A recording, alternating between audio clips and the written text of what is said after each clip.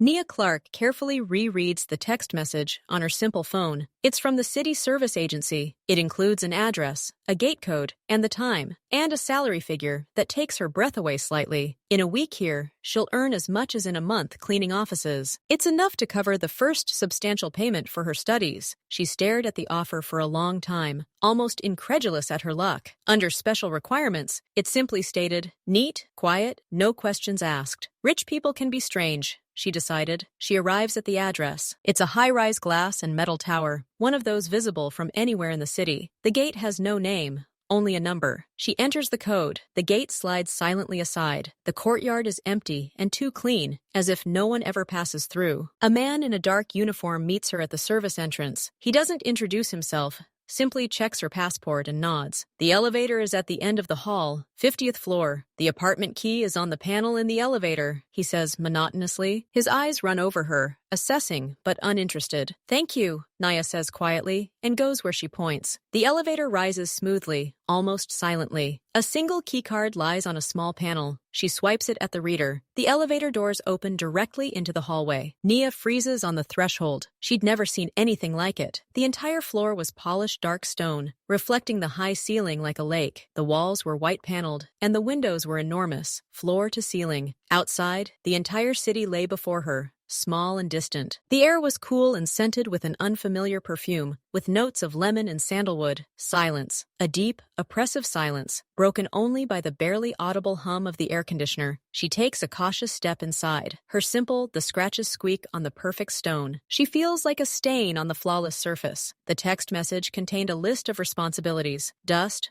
wash the floors in the main rooms, and check the cleanliness of the kitchen and bathrooms. Do not enter rooms with closed doors. Do not touch items on work desks. Nia finds the utility closet. There's a cart full of brand new microfiber cloths, expensive cleaning products in plain, label-free bottles, and a vacuum cleaner that looks like a piece of art. She puts on her gloves and starts with the living room. Everything here glitters. The glass surfaces of the tables, the steel legs of the chairs, the picture frames on the walls, abstract patches of dark colors. She wipes each item slowly, carefully, afraid to disturb anything. Her previous job was littered with small objects, trinkets, traces of life. Here, there is nothing. No books on the table, no forgotten cup, no fingerprints on the glass. It's as if no one lives here, only cold, perfect beauty. She moves toward the dining room. A long table seats 12, but there's no tablecloth or vases on it, just emptiness. Her reflection floats across the dark polished surface like a ghost. Suddenly, she hears a quiet click, the sound of a door opening. Nia turns around. A man comes out of the hallway. He's young, about 30. He's wearing a perfectly tailored dark gray suit. He's wearing a white shirt and no tie. His hair is black and neatly styled. He's short, but he holds himself with such a straight, calm posture that he seems to occupy all the space around him. This is Chan Inko. She recognized his face when she was researching this place, but in those photos, he was smiling and shaking hands. Now his face is a mask of calm, not a single emotion. He notices her. His dark eyes slowly move over her figure, from her simple dark blouse to her old jeans. His gaze is not harsh, not judgmental in the usual sense. He watches her the way someone looks at a new piece of furniture, checking to see if it's in place, if it meets expectations. Nia freezes, rag in hand. She wants to say something. Hello? Good afternoon. But the words get stuck in her throat under that gaze. He doesn't say a word. After a few seconds that seem like an eternity to Nia, he simply nods slightly, a barely perceptible movement of his chin. Then his eyes shift from hers, as if she no longer exists, and he walks across the living room to the elevator. His footsteps are silent on the stone. He presses the button. The elevator opens immediately. He steps inside without turning around. The doors close. Nia exhales. She doesn't understand why her heart is pounding so hard. He didn't do anything. He didn't yell. He didn't demand. He just looked. But there was an icy emptiness in that gaze. The same emptiness as in that huge, glittering house. There was no warmth there. No simple human curiosity. There was only a quiet, absolute power. The power of a man accustomed to everything around him being either useful or useless. And now he had relegated her to the category of useful objects. For a time, she picks up the rag again, but her fingers tremble slightly. She looks at her reflection in the window against the backdrop of the vast city. She feels so small and vulnerable in this glass box at the edge of the sky. It's just a job, she says sternly out loud to herself. The silence immediately swallows her words. You're here to clean. He's here to pay, that's all. But the cold emanating not from the air conditioner, but from these walls, from this meeting, has already penetrated inside. She finishes working in the living room faster than she planned. She wants to finish as quickly as possible and get away from here, downstairs, to the people, to the sounds, to normal life. She goes to the window and looks down. Cars crawl like bugs. People are invisible. She's at a height where it seems the world is untouchable. And suddenly, a strange, unsettling feeling overcomes her. The feeling that she hasn't simply climbed 50 floors. She has entered another place. A place from which the descent might not be so easy. Several days pass in a monotonous rhythm. Nia arrives in the morning, does her work, and leaves. She barely sees Inko. Occasionally, she hears the click of his office door or footsteps in the hallway. The house remains immaculately empty and cold. She's already gotten used to the silence, to the feeling of being watched through the camera, peepholes she noticed in the corners of the ceiling. One late afternoon, Nia is watering several austere orchids in a glass case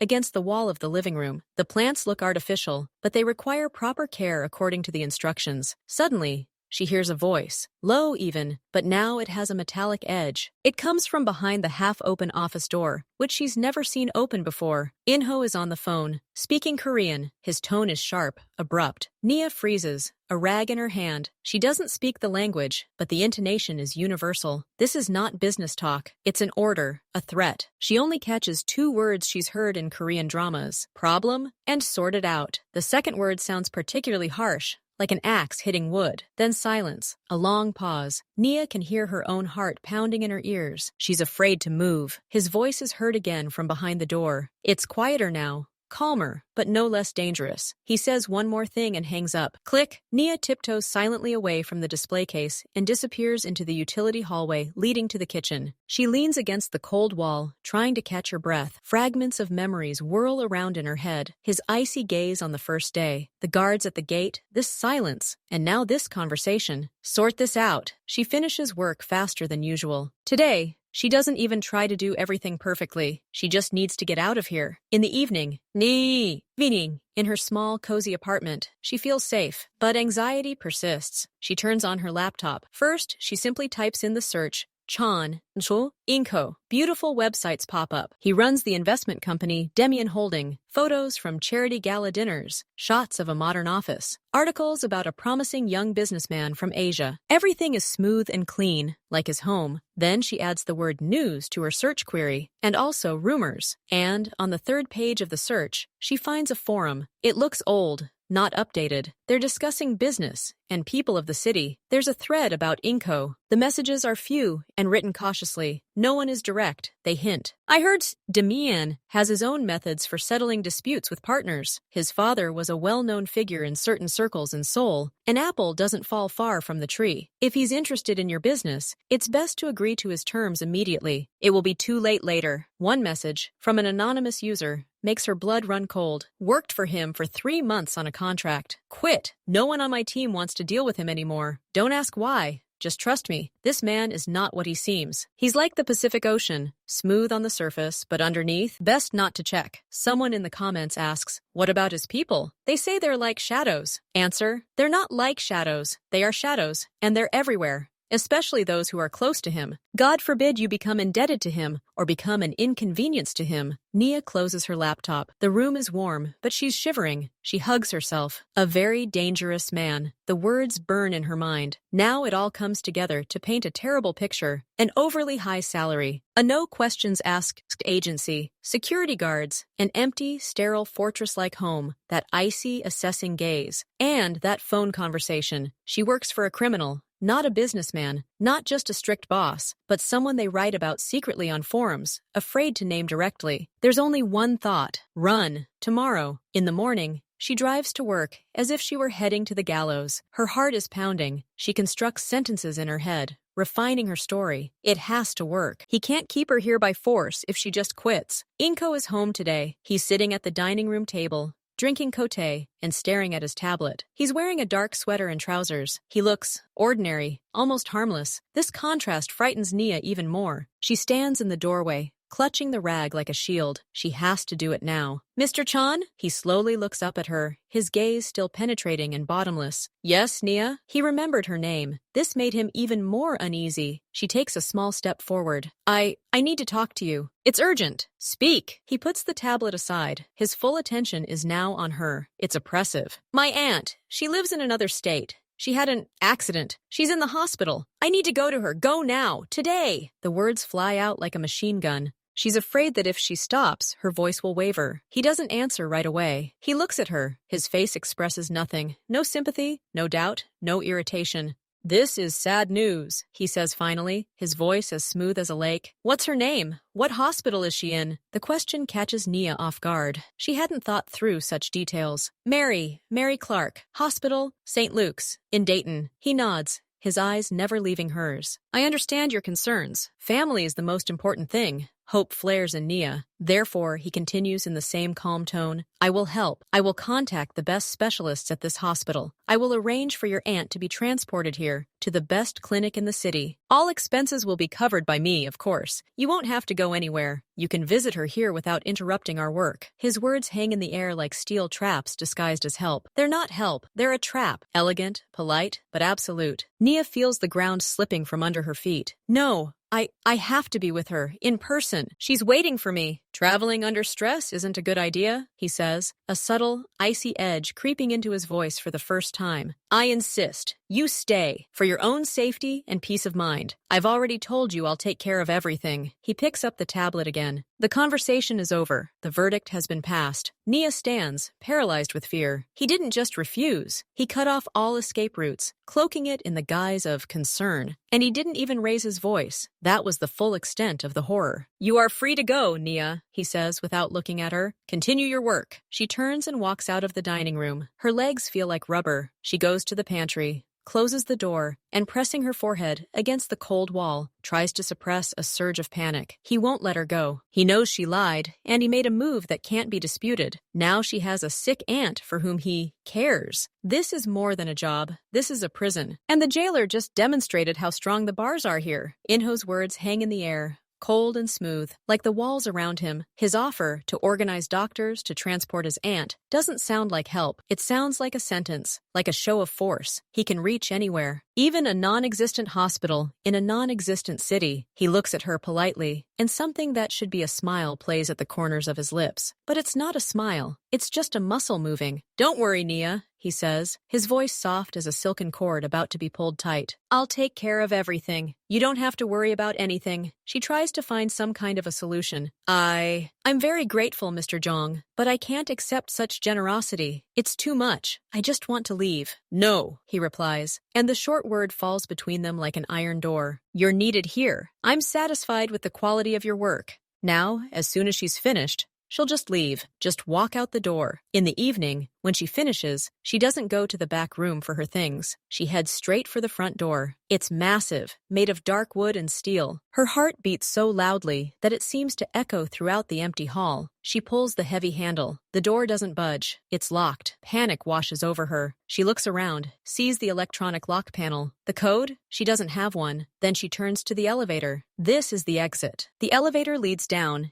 into the world. She presses the button. The panel lights up, but the doors don't open. The screen displays the message, access restricted, use key. At that moment, a security guard appears from a small alcove near the elevator, the same one who greeted her on her first day. He stands calmly, his hands folded behind his back. Miss Clark, how can I help you? I'm leaving. The workday is over, Nia says, trying to keep her voice from shaking. The guard gently shakes his head. I can't let you go out alone at this hour. For your own safety. I'll take care of my safety. I just want to go home. House rules, miss. After 8 o'clock, staff are only permitted to leave with an escort, and with prior approval from Mr. Chan. Is that approved? She looks at his blank, professional face and realizes it's all an act. Beautiful words concealing the truth. She can't leave. All exits are closed. Directly, physically closed. Call Mr. Chan. I want to talk to him, she demands, desperately. Mr. Chan is busy. He left instructions to ensure you are comfortable. Your room is ready. If you're hungry, there's everything you need in the kitchen. It sounds like concern. But really, it's just another way of saying, your prison is set up. Go to your cell. Nia feels tears welling up in her eyes, but she clenches her fists. She won't cry in front of him.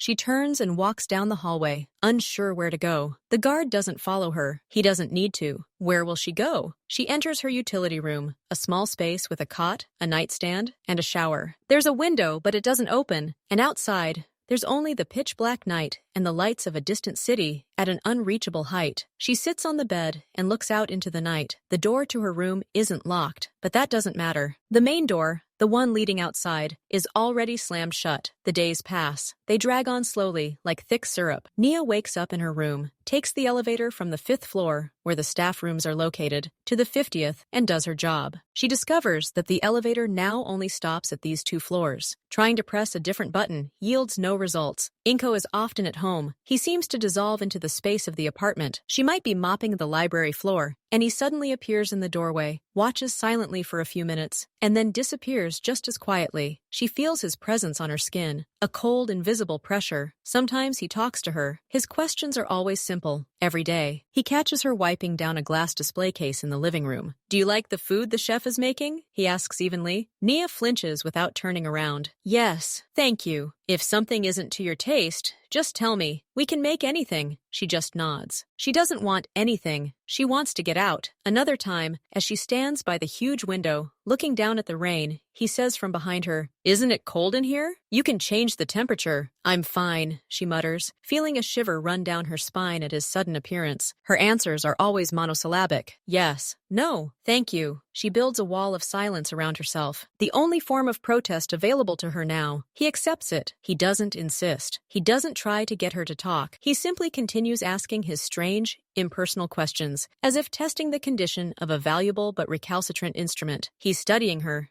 She knows it. He's studying her reactions, her stamina, her fear. This isn't curiosity. It's cold analysis. And this realization makes her even more afraid. What is he looking for? Where is her weak spot? Why does he even need her when he can hire a dozen silent cleaners? In the evenings, she returns to her room. Dinner is brought to her on a tray. The food is exquisite. The bed linens are soft. Everything is there for comfort. Everything, that is, except one thing, the ability to say no and leave. She lies in the darkness and listens to the silence. A silence broken only by the distant hum of the city somewhere below. She's trapped. A beautiful, comfortable, terrifying trap, and her jailer continues to politely ask if she's cold. Hope, thin and sharp as a blade, pierced Nia as she entered the maid's kitchen on the 5th floor. It was a small windowless room, but it had a door leading to a utility room for cleaning equipment. And in this utility room, high under the ceiling, was a small square window. It was slightly open, presumably for ventilation. Through it came damp, cold air from the street and the distant hum of the city. Nia froze, her heart pounding. The window was small, but she was thin. It didn't lead directly to the street, but rather, judging by everything, to a utility ledge or ledge. From there, perhaps she could reach the fire escape, or at least shout to someone. Any opportunity seemed like salvation. She looked around. The hallway was empty. She quickly pulled a tall stepladder standing in the corner against the wall. The metal clanked, and she held her breath. No one had come. With trembling hands, she climbed the steps. A cold breeze hit her face. She reached for the frame and swung it open wider. The opening was tight. She would have to squeeze through. She stuck her head out. The night was wet from the recent rain. Far below, the tiny headlights of cars. Below the window, there was indeed a narrow concrete ledge, no wider than her foot, and nothing else. No stairs, no pipes, just a smooth wall, descending and ascending into the darkness. Despair gripped her throat, but even this ledge was better than here. Maybe she could walk along it somewhere? She wasn't thinking about the heights. She was thinking only about freedom. She stuck her shoulder through the window and began to squeeze through. The cold concrete touched her stomach through the thin fabric of her blouse. Just a little more. Suddenly, a bright light came on in the utility room. Nia jumped and froze, half inside, half outside. "You can't go there, miss," a calm male voice said. She turned her head slowly, with difficulty.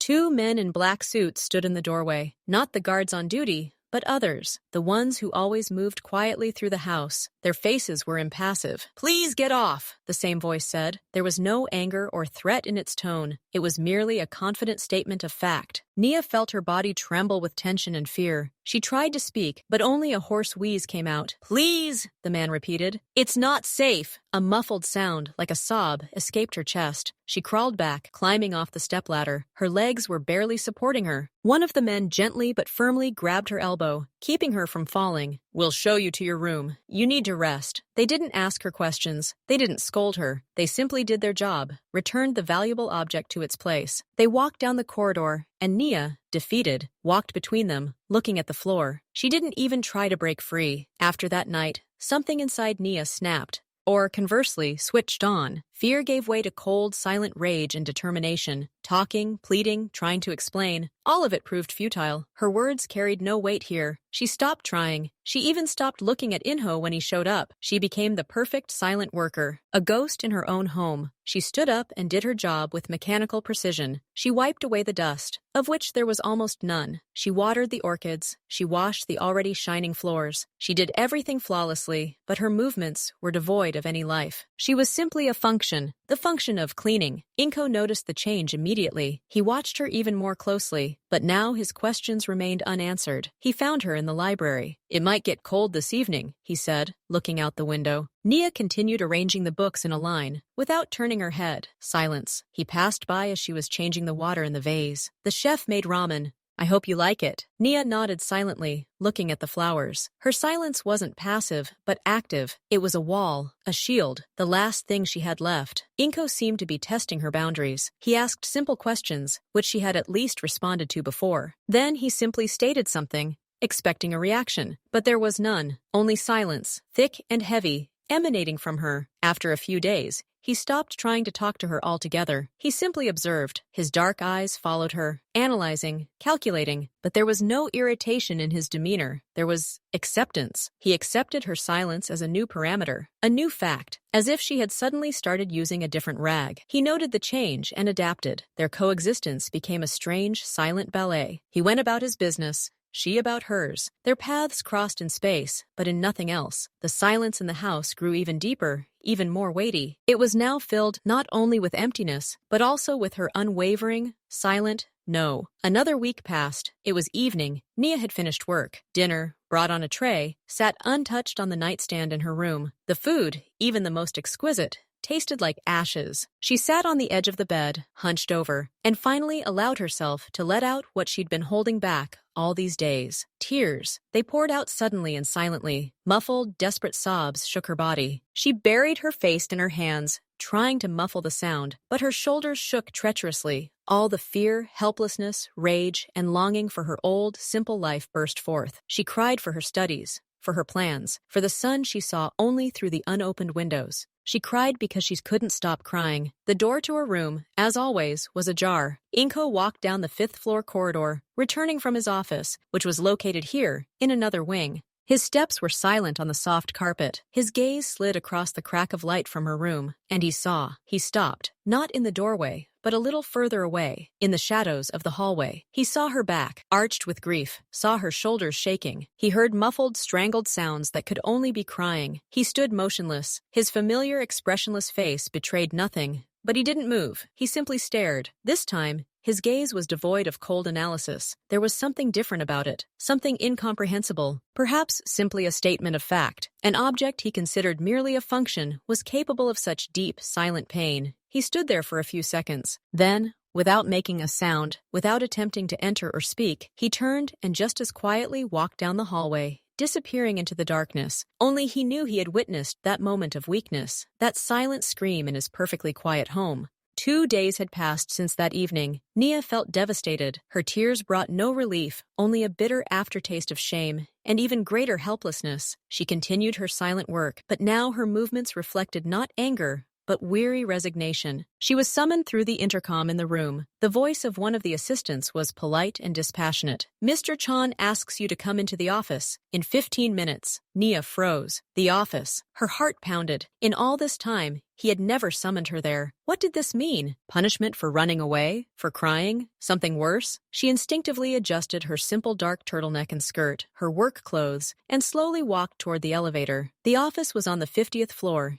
in the opposite wing from the living room. The door was made of the same dark wood as the front door. She knocked. A quiet voice from inside said, "Come in." She entered and paused at the threshold. The room was not what she had imagined. She had expected something ultra-modern and sterile, like the rest of the house. But this was different. There was a sense of human presence here. A large oak table, not glossy, but matte, showing the marks of time. On the walls were not abstract paintings, but old maps, and a few black and white photographs in simple frames. One, yellowed, showed a woman in a traditional Korean dress. The air was faintly scented with old paper, leather, and that same sandalwood, but here it seemed warmer. Inko sat at his desk. He wasn't working on his computer. A leather-bound book lay open in front of him. He stared at it, but didn't seem to be reading. He looked serious, more composed than usual. He wore a dark knit sweater, and in this less formal attire, he seemed younger, but no less unattainable. He looked up at her. His gaze was still as penetrating, but today it lacked the usual icy detachment. There was concentration.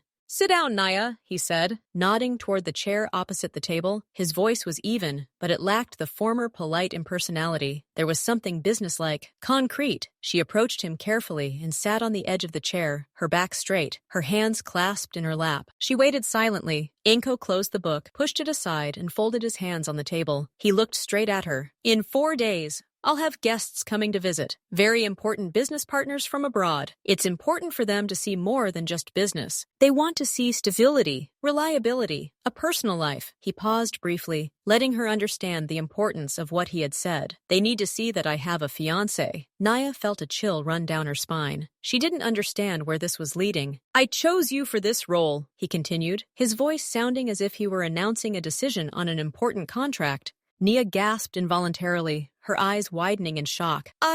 What? No, I can't. I'm not an actress," she blurted out, the first sincere words she'd spoken to him in days. "It's not a question of acting. It's a question of fulfilling the conditions," he said, ignoring her protest. "You'll need to be with me for 3 days. Act appropriately. Smile. Look at me as if you care about me. Answer their questions according to the cover story they'll give you. Just 3 days." He leaned back in his chair, continuing to look at her, studying every micro-reaction on her face. "And here's my offer, a deal. If they trust you, and I'm sure that's possible with proper preparation, then I'll fulfill my promise. I'll let you go. You'll receive new documents, which won't be questioned, and enough money to pay for your studies and more. You'll be completely free. And safe." The word safety carried weight. He was making it clear that her fears were not unfounded, but that he could protect her, or stop protecting her. "If they don't believe, if they sense falsehood, fear, insincerity," he leaned forward slightly, his voice quieter, but even more weighty, "then our current situation will change. You will remain here forever, but no longer as a maid." He didn't specify in what role. He allowed her imagination to paint the darkest pictures. All her old fears, all the suspicions she'd read on forums, came flooding back with renewed vigor. He was eliminating inconvenient people, and she would become more than just inconvenient. She would become too knowledgeable and yet unreliable. Something else in his words. The only chance, the first and the last. Nia sat there, paralyzed. Her mind raced. It was a trap, an obvious trap. He was a master manipulator. But what if it was true? What if this was her ticket to freedom? She only had to play the part. Just 3 days. She hated him, feared him. Wouldn't that help her act? Wasn't fear akin to awe the caution of a lover?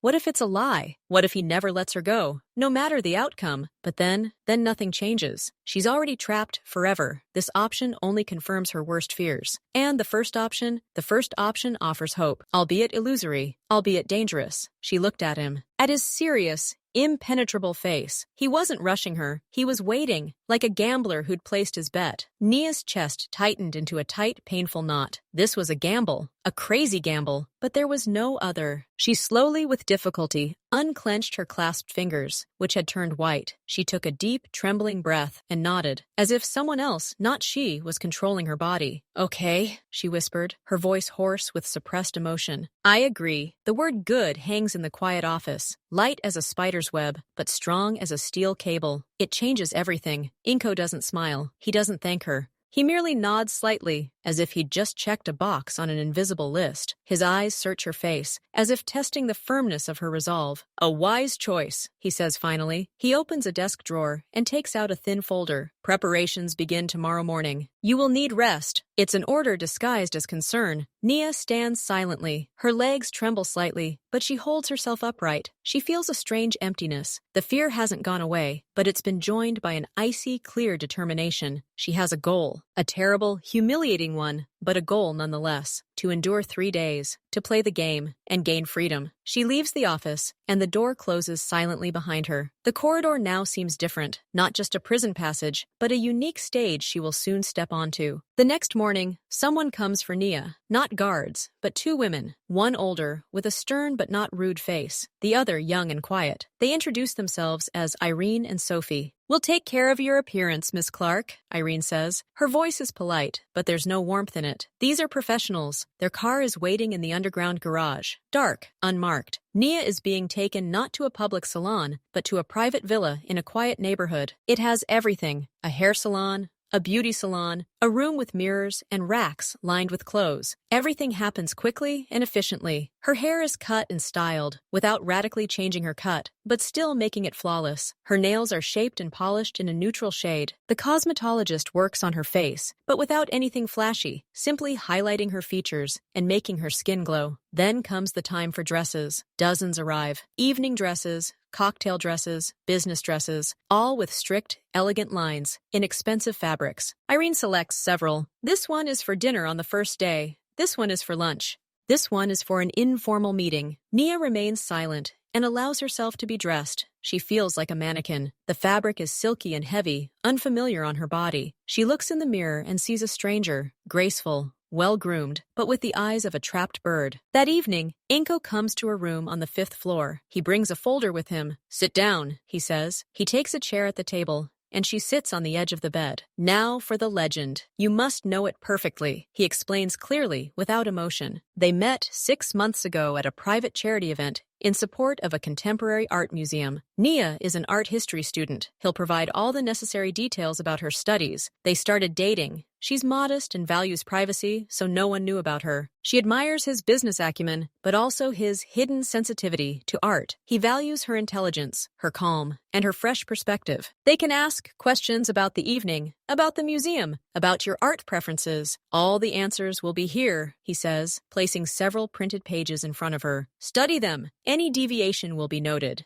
Then he talks about behavior. "You should appear comfortable around me. Not shy, but not overly familiar. You respect me, but you're not afraid. You're happy." He pronounces that last word as if it were a technical term. The next evening, Inho announces a rehearsal. Dinner for 2, as if they were guests. The dining room table is set anew. Dim lighting, candles, exquisite china. Nia sits across from him in one of the new dresses, a simple dark blue one that makes her look older and more serious. She feels the fabric glide over her skin, reminding her that this is a costume for a play. Inko is wearing a dark suit without a tie. He starts small. "Look at me," he says. "Not just briefly. Hold my gaze for a second. There should be a slight smile at the corners of your eyes. Not a wide smile. A hint of a shared joke that only we know." Nia tries. She looks up at him. She sees his cold, focused face. Her own expression, reflected in his pupils, seems wooden, too tense. "Relax your eyebrows. Imagine you're remembering something pleasant, something from your real life." She thinks about her small apartment, about the smell of coffee in the morning. A shadow of a smile involuntarily appears on her lips, fleeting but real. "That's it. Remember that feeling." Then he broaches the topic of physical contact. "They'll be looking for small signs of intimacy, a touch on the arm, my hand on your back. It should feel natural." He extends his hand across the table, palm up, as if offering her something. "Place your hand on mine. Don't just lay it there. Touch it with your fingertips first, as if testing it,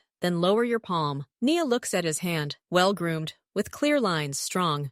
The hand of a man who holds her here against his will. Her own fingers begin to tremble. She clenches them into a fist under the table. "Nia," he says quietly but firmly, "it's necessary. Now or with them, but now you could be wrong." She bites her lip, forces herself to reach out. Her fingertips brush against his palm. His skin is warm, dry, unexpectedly alive. The touch makes her shudder, but she doesn't pull her hand away. She rests her palm on top of his. Her fingers still tremble slightly. He doesn't remove his hand. He looks at their joined hands, then back at her. "Okay," he says. And for the first time that evening, his voice sounds something other than instructional, something like a low, approving hum. Trembling can pass for excitement. It's even better than complete indifference. He slowly turns his hand and covers hers with his own. His grip is not strong, but firm. She feels warmth radiating radiating from him, and a strange, overwhelming sense of contained power. "Remember this," he says. "When I do this, it will be a signal that everything is okay, or that you need to be quiet. Look at me and wait for the next signal." They finish dinner in near silence. But it's not a hostile silence anymore. It's the silence of concentration, the silence before a fight. Nia sits, dressed in silk and lies, her hand still remembering the warmth of his touch, her mind reeling with rehearsed phrases about charity events and abstract art. She's no longer just a prisoner. She's become an accomplice in her own liberation. And this journey frightens her almost as much as her old cage. The day of the guests' arrival arrived. A quiet but palpable bustle reigned in the house. Men in black appeared and disappeared silently, checking connections and final details. Nia spent the morning in her room, repeating the legend's facts, until they began to spin in her head. She was dressed in an elegant cream-colored dress, with long sleeves and soft folds at the skirt. It was beautiful, but not flashy, subtle, like everything around Inho. She was waiting in the library when their arrival was announced. Through the open doors to the hallway, she saw 3 men enter. They were different, but they had one thing in common: absolute seriousness. The first, the oldest, with gray temples and piercing eyes, moved slowly, taking everything in with an appraising glance. The second, younger, in a perfectly tailored suit, smiled, but his eyes remained cold and quick, like those of a bird of prey. The third, massive and silent, barely took his gaze from Inho, only occasionally casting brief, heavy glances at Nia. Their eyes, all 3 of them, were fixed on her, not as a woman, as an object of study. They assessed every detail, the way she stood, the way she breathed, the slightest trace of emotion on her face. It was a silent interrogation. Nia felt a cold sweat break out beneath her dress. She recalled Inho's instructions. Look just below the eyes.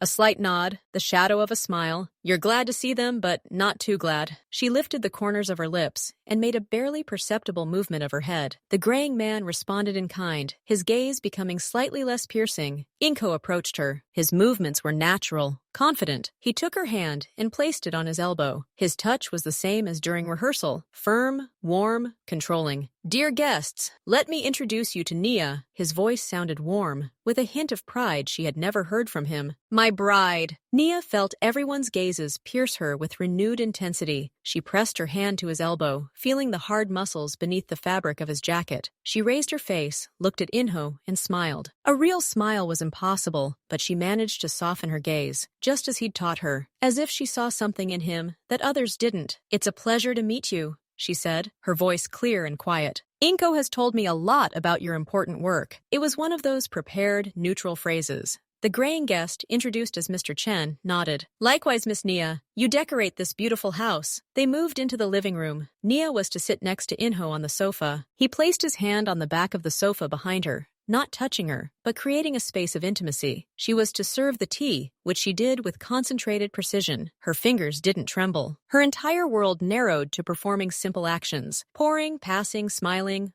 Looking at Inho, she picked up on his subtle cues. The slight movement of his eyebrows. "Speak!" The almost imperceptible pressure of his hand on her shoulder when she was about to speak. "Be quiet." She was a puppet, but this clarity, this understanding of the rules, made her feel a little calmer. It was a game with known, albeit dangerous, rules. She heard snippets of their conversation: numbers, company names, cities. She couldn't understand it all, but she pretended to listen, occasionally glancing from Yingho to the speaker, nodding at the appropriate points. She noticed Mr. Chen watching their interaction, looking for cracks. The conversation temporarily shifted to neutral topics: the weather, the difficulties of the flight. The young guest, Mr. L, smiled as he sipped his tea. His eyes, quick and bright, settled on Nia. "And where did you find such a beauty, Inho?" he asked, his voice almost playful, but there wasn't a hint of humor in his eyes. "You kept her a secret from all of us. It's unfair." The air seemed to thicken. It was the first direct question, a test. Nia felt the muscles in her back tense. She looked down at her cup, as if embarrassed by the compliment, giving Inko time. Inko slowly placed his hand over hers, which lay in her lap. His touch was both soothing and commanding. He gently squeezed her fingers. "Blame it on me," he said, with a slight apologetic smile that seemed surprisingly natural. "And blame it on Nia. She's a modest person,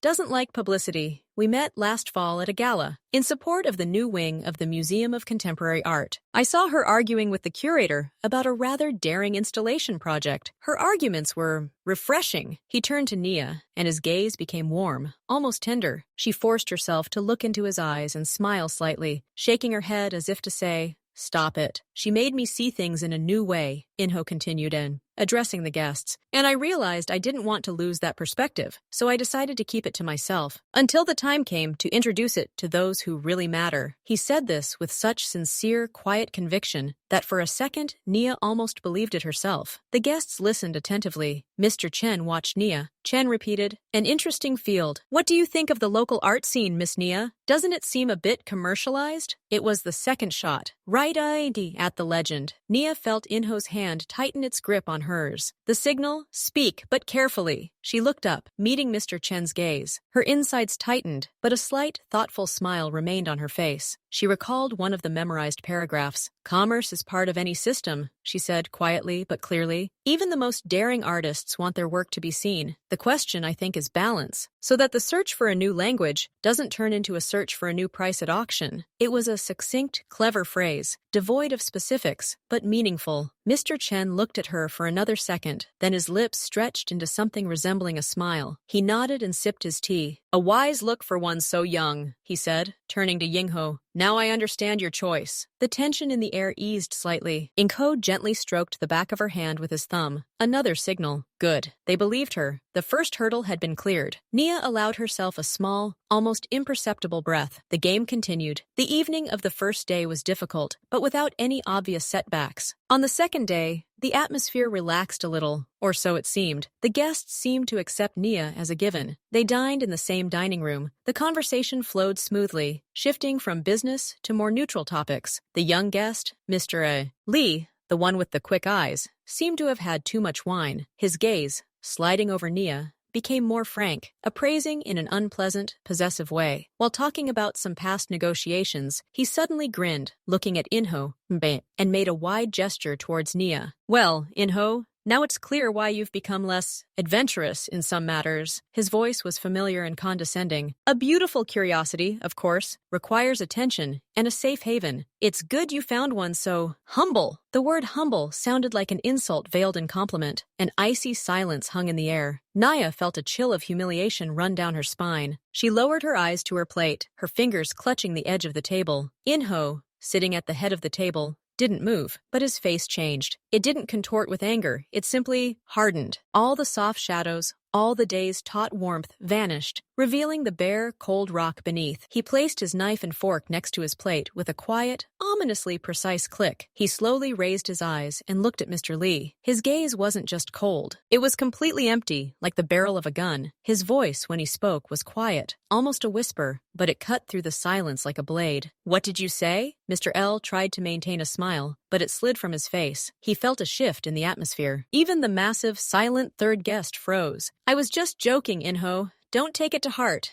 Your bride is certainly charming," Inho interrupted. His voice was still quiet, but a steely vibration had entered it. "You called her a curiosity. You suggested she made me weaker. You made an unforgivable mistake." He didn't raise his voice, but every word fell like a weight. Nia, holding her breath, watched Mr. Lee turn pale. He realized he'd crossed a line he hadn't even suspected. "Apologize," Inko said. "Simple. Clear. No options." Mr. L hesitated, his eyes darting to Mr. Chen for support, but the older guest stared at his plate, pointedly remaining aloof. This was a lesson, and it was meant for everyone. I'm sorry," Mr. L finally managed to say, turning to Nia. His voice was hoarse. "My words were inappropriate. I didn't mean to offend." Nia didn't know what to do. She nodded without looking at him, feeling her face burn with shame and a strange, unsettling relief. Inko didn't take his icy gaze off his guest for a few more seconds. Then he nodded slowly. "Thank you. It won't happen again." And with that, the incident was over. But the air was never the same. And Nia saw Inko in a new light. This wasn't a game. At that moment, he wasn't defending a legend. He was defending something else. And this display of force, cold and absolute, was more terrifying than any rudeness. The guests, citing fatigue, retired to their rooms earlier than usual. The tension from the dinner scene hung in the air. Nia, having completed the final formalities and wished everyone good night, practically ran to the kitchen for a sip of water and to regain her composure. Inho was standing in the doorway. He had taken off his jacket and unbuttoned the top buttons of his shirt. He looked tired, really tired, not just focused. They looked at each other in the silence of the empty, softly lit kitchen. There was no audience, no roles. There was only the heavy echo of what had just happened and the weariness of a whole day of lies. He went to the refrigerator, took out a bottle of water, poured 2 glasses, and placed one in front of her. "You did well today," he said finally. His voice was casual, lacking the theatrical warmth or icy menace she'd heard before. It was simply tired and a little hoarse. Nia took the glass but didn't drink. She shrugged,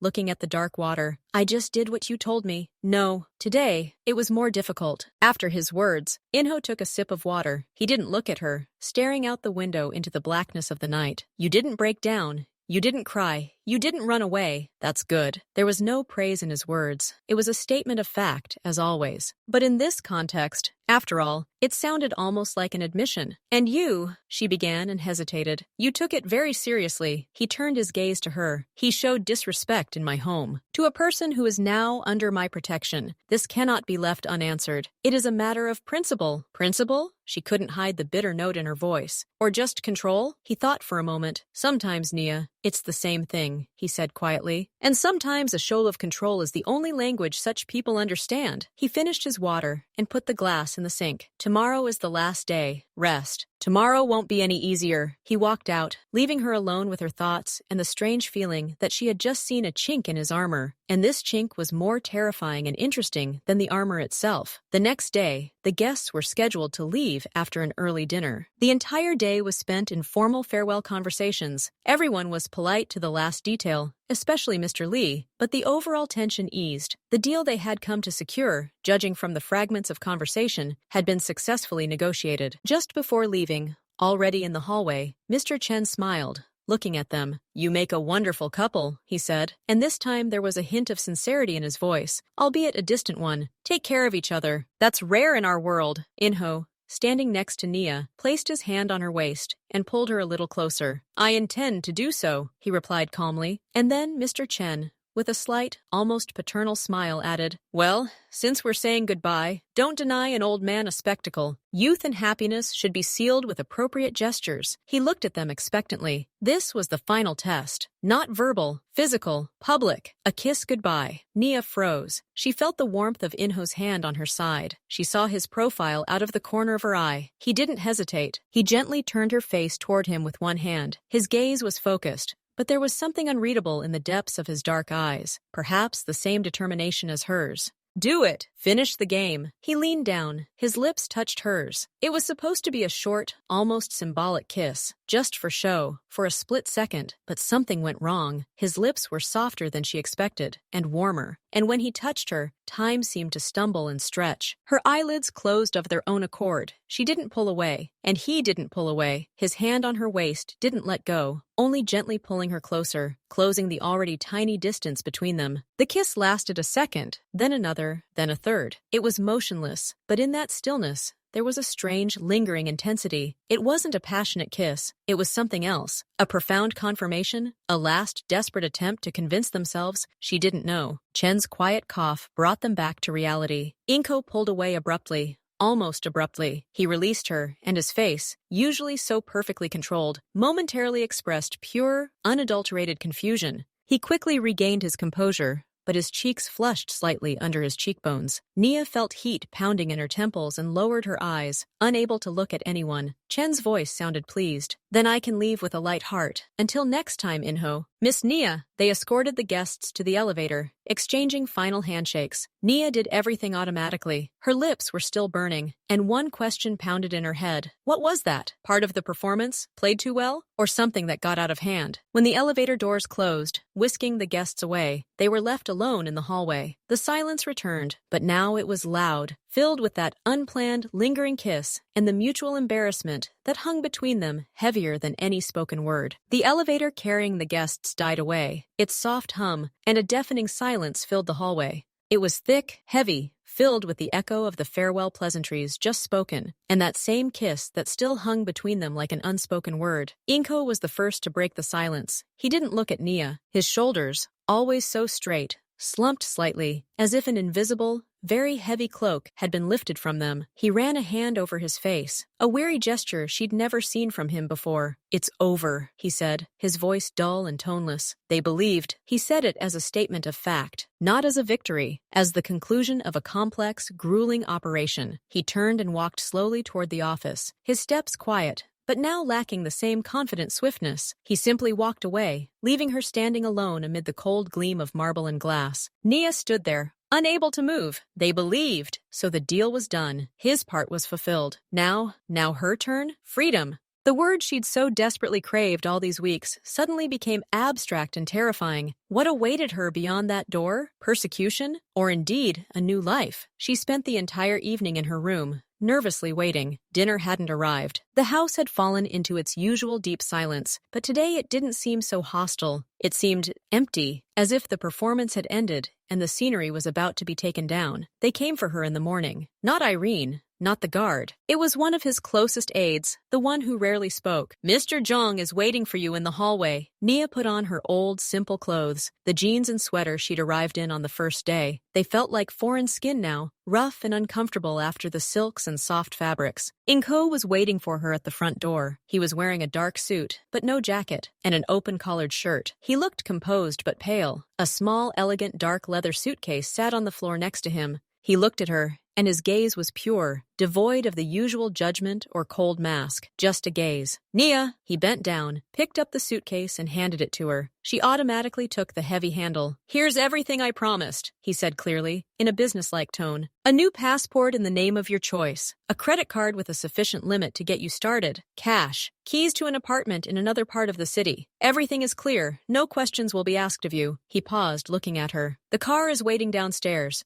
It will take you wherever you say. The driver is reliable. You are free to go." Free. The word sounded final, like a sentence of release. He kept his word. He opened the door. He reached for the electronic lock panel and entered the code. There was a soft click. He pulled the massive door toward him. Beyond it was the elevator lobby, empty and featureless, but it was the way out, into the world. Morning light from the window at the end of the corridor fell on the striped walkway. Nia took a step. Her legs felt weak. She crossed the threshold. The polished stone of the entryway gave way to the carpeted common area. She was now standing on neutral territory, no longer in his lair, but not yet outside. She stopped. The suitcase was pulling her hand down. She turned around. Inho stood in the doorway of his house, holding the door open with one hand. He didn't push her. He didn't rush her. He simply waited for her to leave. His face was inscrutable, but in the tense line of his lips and the way he looked at her, there was something expectant, not hope, but rather a willingness to accept whatever she chose. The question that had been bubbling inside her all these weeks burst out before she had time to consider it. Her voice was quiet but clear in the quiet hallway. "Why?" He frowned slightly. "Why what?" The terms were clear. "I honor the agreements." "No," Nia shook her head. "Not that. Why me? From the very beginning. Why a simple cleaning lady? You could have hired an actress, one of your own, anyone. Why did you take me and keep me here?" He paused, his gaze sliding past her, into the emptiness of the corridor, as if searching for an answer within her. Then he looked back at her, and a hint of that same weariness from last night appeared in his eyes. "Because you weren't simple," he said finally, his voice losing its businesslike undertone, becoming quieter, more even. "The very first day I saw you, you weren't looking at the floor. You weren't looking around my house with the greed or fear of a servant. You were looking with assessment, with an inner question. You argued with me with your eyes, even when you were silent. You tried to run away. Not like a frightened rabbit, but by planning your way out. And when you had to play that role," he hesitated, as if searching for the right words. "You didn't play her like an actress afraid of failure. You played her like a person fighting for her life. That's a different truth, and it's felt." Mr. Chen felt it. He didn't believe a legend. He believed the strength he saw in you, the same strength that made you stop now and ask this question. Instead of running, he took a step back into the apartment, his hand still gripping the door. "I took you because you were inconvenient, because you were real. And in this game, I needed real, not professional lies." He let go of the door. It slowly began to close on its hydraulic mechanism. His figure began to shrink in the gap between the door and the frame. "The car is waiting, Nia. The choice is now always yours." The door closed with a quiet but final click. Before her was only a smooth wooden surface, and behind her, the open elevator, the driver somewhere below, and the whole world she so longed to reclaim. But the world seemed different now. And she, too. She stood on the threshold, suitcase in hand, and his words echoed in her head. You were real, and that strange, unplanned kiss, which now, in light of his words, took on a new, disturbing meaning. His words hung in the air of the quiet hall, heavy and meaningful like his gaze. You were never simple. They sounded neither like an excuse nor an attempt to soften the past. They were a statement, a fact he had seen from the very beginning. He looked at her, and now, without the company, without the need to play a role, his gaze was different. Still as penetrating, but lacking that icy, assessing veneer. He simply saw her, saw what she didn't always acknowledge in herself, the stubbornness that forced her to face fear, the dignity that didn't allow her to break even in quiet panic. You looked me in the eyes. Not at the floor, he repeated, his voice a little quieter, as if he were speaking more to himself. In my world, few are capable of that,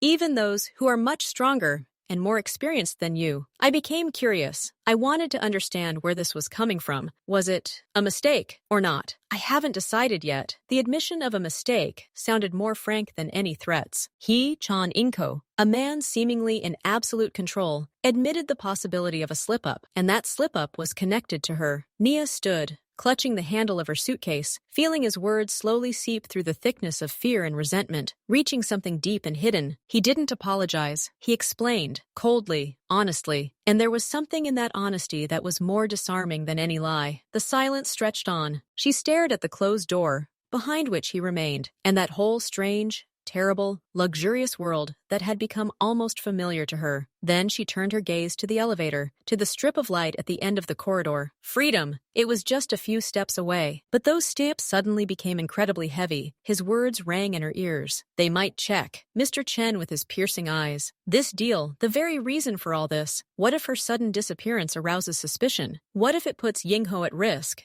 And what will his shadows or angry partners do to her then? The fear returned, but this time it was a different fear. Not fear of the cage, but fear of the unknown beyond the door. And there was something else in this decision. Curiosity, a desire to understand the one who had just called her real. She couldn't explain it herself. She turned to the door. He was probably still standing on the other side. She didn't knock. She simply spoke into the wood, her voice a little louder than usual. If I leave now, it would be strange, too abrupt. They might check. They have that capability, right? A pause. She imagined him standing, listening, his face motionless. I'll stay for another week, she exhaled, for the sake of verisimilitude, to make everything seem natural. Then I'll leave. She was lying, and they both knew it. A week for credibility? Ridiculous. The guests had already left. The deal was done. It was an excuse. The most transparent one, but she said it. There was no sound behind the door. Then came that soft click of the electronic lock. The door didn't open, but he unlocked it. She slowly pulled the handle towards herself. The door gave way. He stood in the hallway, in the same place. His face was calm, but something flickered in the depths of his eyes. Not triumph, but rather understanding. He saw right through her lie, and accepted it. As you say, he said simply, the room is yours. The rules are the same, but the door is open now. Always! He turned and walked deeper into the house, leaving her standing on the threshold with the suitcase, which suddenly seemed unnecessary. She brought it back and set it against the wall. She closed the door. But this time, the click of the lock didn't send her into a panic. She turned the handle, and the door opened. He had kept his word. She could leave, right now. But she didn't leave. She stayed. Everything changed. Slowly, almost imperceptibly, but irreversibly. Now that the deal and the need to pretend weren't hanging over them, like the sword of Damocles, the tension eased. It was replaced by a strange, wary silence, which gradually began to fill with sound. They no longer avoided each other. Inho worked in his office, but now occasionally came out for more than just observing. He would wander into the kitchen where she was drinking tea and pour himself a coffee from the same machine, silently. Then, a day or two later, he asked, looking out the window, "This tea, what kind is it?" She answered, not in monosyllables, "Rooibos, decaffeinated." "Ah," he said. "My father hated any tea but green. He considered everything else a luxury." It was the first personal remark.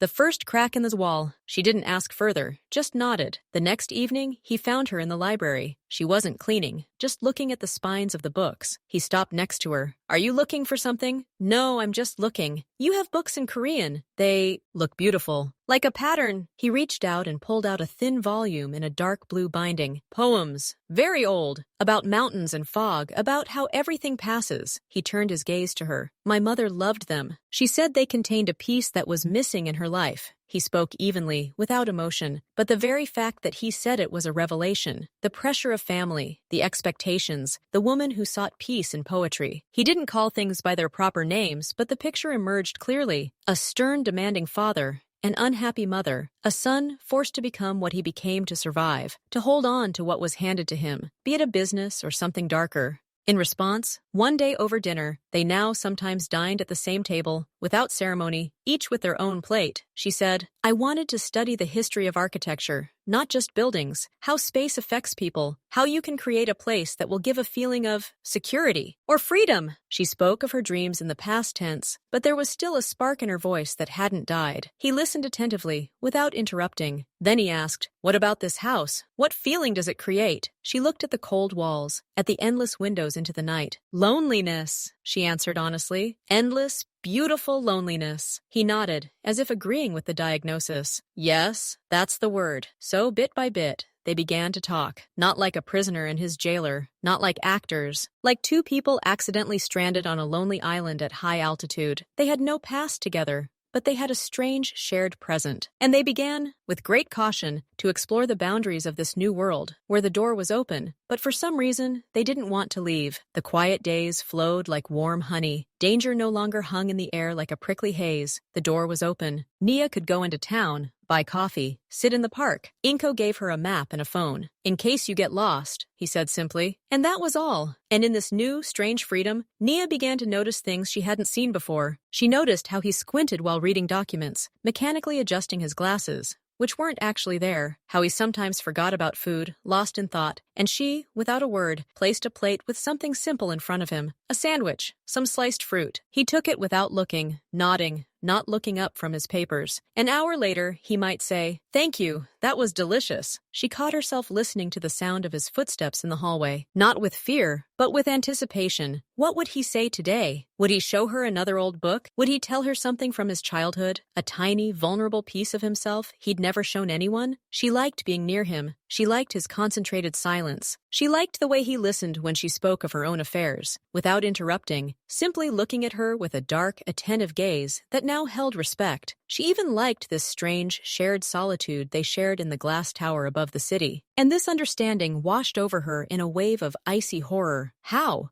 could she feel anything resembling affection for a man who had stolen her freedom, who had kept her locked away, who was part of a world she was better off ignoring? It was perverse. Stockholm Syndrome, a cold, logical voice in her head told her, and it was true, but that didn't make it any easier. She must test herself, prove to herself that this is an illusion born of fear and isolation, that in freedom, in the real world, these feelings will evaporate like smoke. She must escape, for real, not because he is holding her back, but because she chooses to leave. She didn't take a suitcase, just her old bag with the bare essentials and some cash he'd given her for small expenses. She left that morning while he was on the intercom in his office. She simply walked out the door, got into the elevator, and pressed the L button. She didn't look back. The first few hours were filled with a dizzying sense of victory. She was free. She walked the streets, inhaling the smell of asphalt, coffee shops, and exhaust fumes. The sounds, the faces, the bustle. It was all real, unfiltered through glass walls. She went into a cafe, ordered a coffee, and simply sat there, watching the people. No one looked at her like a curiosity or property, but by evening, the euphoria began to fade. She had to decide where to spend the night. She rented a room in a cheap motel on the outskirts. The room was cramped, smelling of damp and stale tobacco, while she sat on the hard bed and felt empty. The silence here was different, not deep and clean, but squalid and lonely. She thought of the spacious, quiet library, where she could borrow any book, of the silent elevator, of how tonight he would probably come out to the kitchen and see that she was not there. What would he think? Would he be angry, or would he not care? Thoughts of him kept coming back like a persistent melody. She tried to push them away, but they kept leaking out. Night fell. She couldn't sleep. Suddenly, she heard footsteps in the hallway, heavy, rough. A drunken voice muttered something behind the wall. Her heart began pounding again, but now it was the old, familiar fear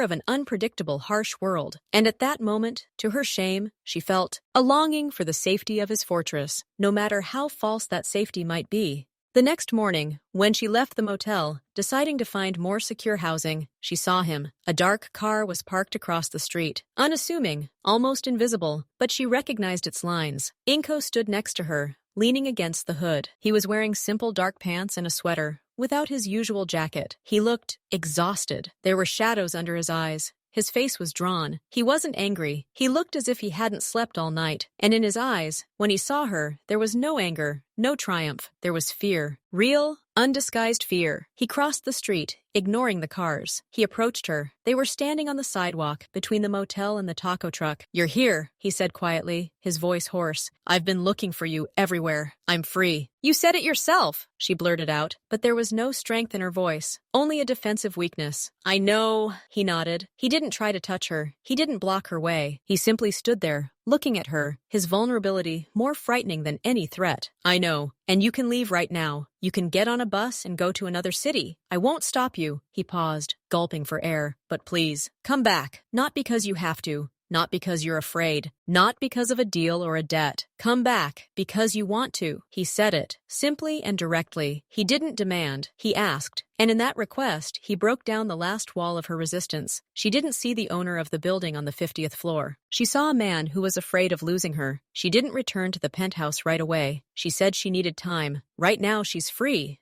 To make sure. Inho didn't argue. He simply nodded. "Fine, but let me provide you with a safe place. If you want, look at it as payment for that role. Or as an advance. It doesn't matter." He rented an apartment for her. Not huge, not luxurious. Small, cozy, in a quiet neighborhood, full of trees and family-friendly cafes. It had bookshelves, a spacious kitchen, and a large window overlooking a small garden. The perfect place to start a new life. A real life. She enjoyed the first few days. She went to the store, bought the food she wanted. She watched TV series. She tried to read. She was free. Completely, utterly free. But she soon noticed that the store-bought food tasted bland without the subtle spices she'd grown accustomed to from his chef. That the silence in the apartment wasn't the silence of contemplation, but the silence of solitude. That she caught herself staring at her phone, waiting for a call or a text that never came. He'd given her freedom, and he'd kept his word. She went out into the garden and missed the dizzying view of the city from above. She missed the smell of old paper and sandalwood in his office. She missed the way he sat silently beside her, a silence that felt full, not empty. She tried to imagine her future here, school, a new job, meeting new people, but it all seemed flat, black and white. A touch of color had entered her life, disturbing, dark, dangerous, but vibrant. And without it, everything faded. One evening, she stood by the window and watched the lights come on in the neighboring buildings. Each apartment had its own life, its own stories. Her story was now forever intertwined with the man in the glass tower. She could try to tear out those pages, but the book would never be the same. She was free, but that freedom meant living without him. And the longer she stayed in that sweet, safe apartment, the more she realized what she was feeling wasn't a syndrome, not an illusion of isolation. It was something real, scary, wrong,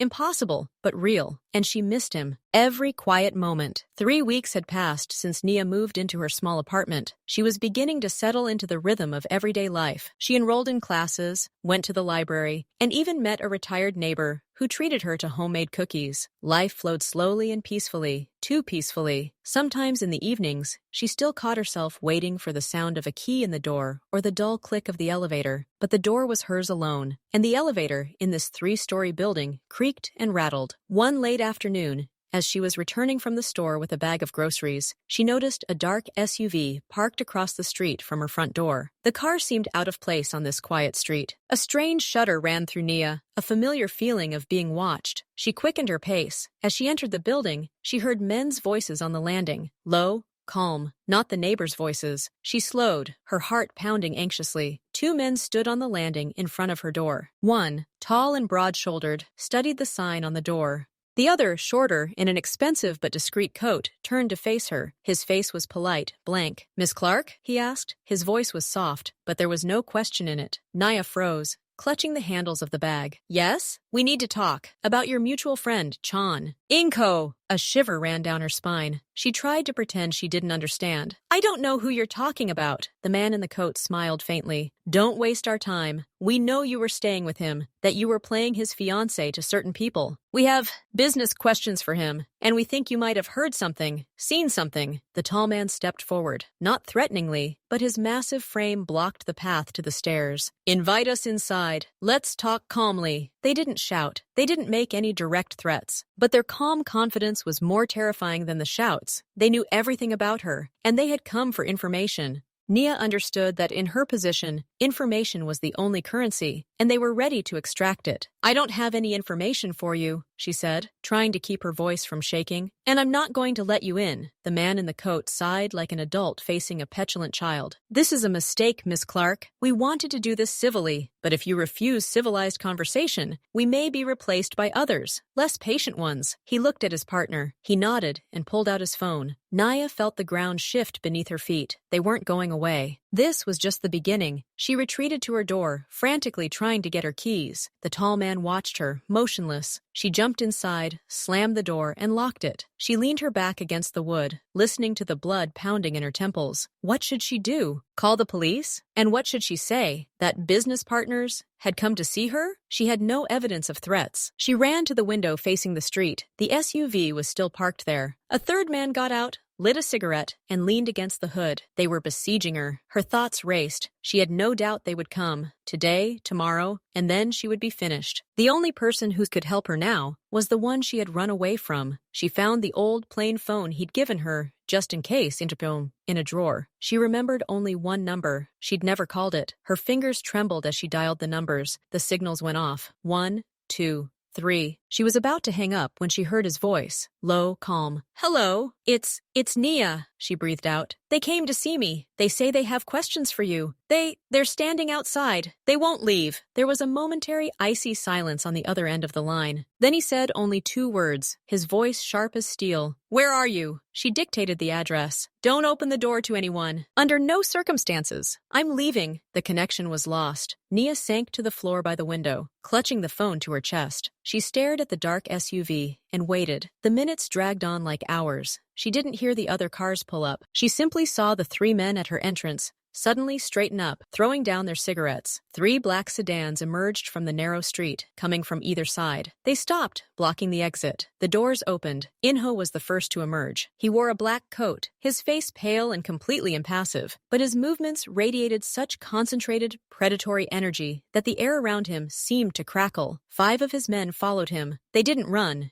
They simply emerged and stood in a semicircle, silently. The man in the coat who had been talking to Nia tried to save face. He took a step forward. "Inho, unexpected. Inko didn't let him finish. He stepped so close that their faces almost touched. His voice was quiet, but it cut through the evening air like a blade. "You came to her door. You scared her. You made the last mistake of your life." He didn't shout. He simply stated a fact, and that made it even more terrifying. His men gently but relentlessly surrounded the 3 aliens. Inko turned, his gaze fixed on her window. He saw her pale face behind the glass, and for just a second, something wild, primal flashed in his eyes. Not anger, but panic, which he immediately suppressed. He approached the entrance. Nia, down the stairs, opened the door for him. He walked in, slammed the door behind him, and found himself with her in the cramped space of the stairwell. He didn't hug her. He grabbed her by the shoulders, firmly, almost painfully, and looked straight into her eyes. "Are you okay? Did they touch you?" he asked curtly. She shook her head. "No, just talking." He closed his eyes for a moment, as if releasing an unbearable tension. Then he looked at her again. His face was stern. "I will not let anyone touch you. Never. Do you hear me? Never." He didn't speak like a lover. He spoke like a man who had made an unbreakable vow. And in that moment, Nia realized that this vow meant more to him than anything else in the world. He took her with him, not to a penthouse, but to a secure country villa. It had high walls, forest all around, and his men stationed along the perimeter. In the villa's office, he explained the situation. These were people from a rival group. The deal he'd made with Mr. Chen had cut them off from a major source of income. They'd decided to strike at his most vulnerable point, hers, to force him to make concessions or obtain information for blackmail. "They won't back down after one visit like this,"